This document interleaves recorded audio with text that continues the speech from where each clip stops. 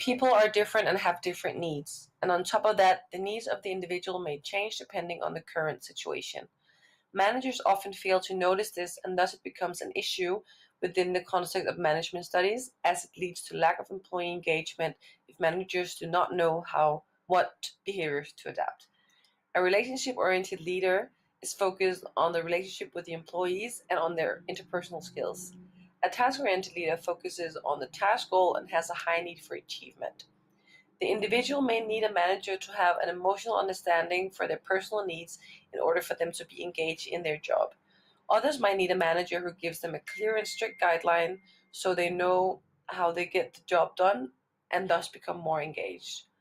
If the leader is in a situation where there are problems in the team dynamics or an employee has personal problems, the leader needs to be more relationship oriented to help the individual become engaged in the work situation again. However, if the leader or manager is in a situation where a difficult task needs to be done within a certain time, the manager needs to be task oriented, focus on the goal, and present clarity to the employees. According to Jessica Su and Helena Cooper Thomas, a relationship-oriented leader shows genuine concern for others, and task-oriented behaviors present such things as resolving complex problems and focusing effort. Their evidence show that various relationship and task-oriented leader behaviors are closely associated with engagement.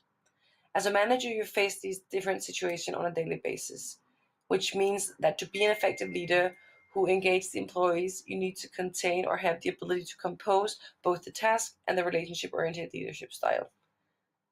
One of the social issues that this may cause is that leaders will treat people differently depending on their preferences. This means that the leader might become closer to some employees, and here it is important for the leader to remain professional in every situation. Further, the leader must recognize the potential for emotional burnouts, both for the employees, but also the leader can experience emotional burnouts, and thus the leader must be very aware of his or her own emotional intelligence.